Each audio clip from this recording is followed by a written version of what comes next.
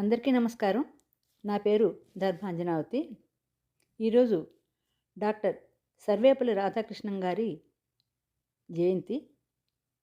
ఈ సందర్భంగా ఉపాధ్యాయులందరికీ ఉపాధ్యాయ దినోత్సవ శుభాకాంక్షలు తెలియజేస్తున్నాను. ఈరోజు మరో విశేషం ఏమిటంటే, మా చిన్న మనవడు శ్రీప్రభాత్ పుట్టినరోజు. సాధారణంగా పుట్టినరోజు అంటే పార్టీకి పిలిచి కేక్ కట్ చేసి రిటర్న్ గిఫ్ట్స్ ఇస్తూ ఉంటారు. వాడికి ఇప్పుడు 11 సంవత్సరాల వయసు. ఈ వయసులో మంచి చెడు తెలియజేసేటువంటి నీతి కథల్ని అందించాలని ప్రయత్నంగా కిందటి సంవత్సరం కార్యక్రమాన్ని మొదలుపెట్టాను. ఈరోజు నేను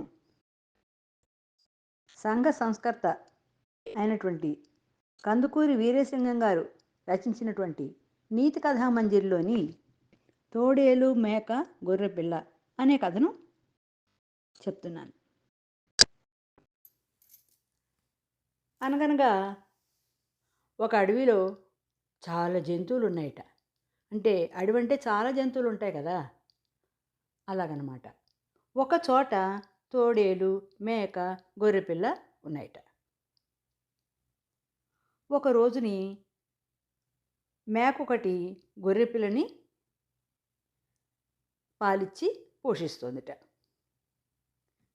అక్కడి నుంచి అక్కడే ఉన్న తోడేలు ఇది చూసి గొర్రెపిల్లతోటి, ఓసి వెర్రి గొర్రెపిల్ల, ఈ మేక నీ కన్నతల్లి కాదు, నీ కన్నతల్లి గొర్రె అదుగో అక్కడ మందలో మేస్తున్నది, దా అక్కడికి పోదాం రా అందుట అని దూరంగా ఉన్న గొర్రెల మందని చూపించిందిట. అప్పుడు ఈ గొర్రెపిల్ల, అయ్యా, మీరు ఇప్పుడు చూపించినది నా తల్లే కావచ్చును, అయినను పుణ్యాత్మురాలైన ఈ మేకయే నన్ను చిన్నప్పటి నుంచి పుత్ర ప్రేమతో పెంచుచూ ఉంది. అందుచేత ఈ మేకనే నేను తల్లిగా భావించుకొనుచున్నాను. ఈ మేక తన కన్న బిడ్డలకైనా కొంచెం పాలు తక్కువ చేసిందేమో కానీ చిన్నప్పటి నుంచి నాకే లోపము కలగకుండా పాలిచ్చి పోషించుతున్నది. కాబట్టి ఇట్టి పుత్రవాత్సల్యాలతో నన్ను కాపాడుచున్నటువంటి ఈ మేక వద్దనే ఉండి దీనికే మాతృభక్తిని చూపెదను అని గొర్రెపిల్ల తోడేలుకి బదులు చెప్పిందిట.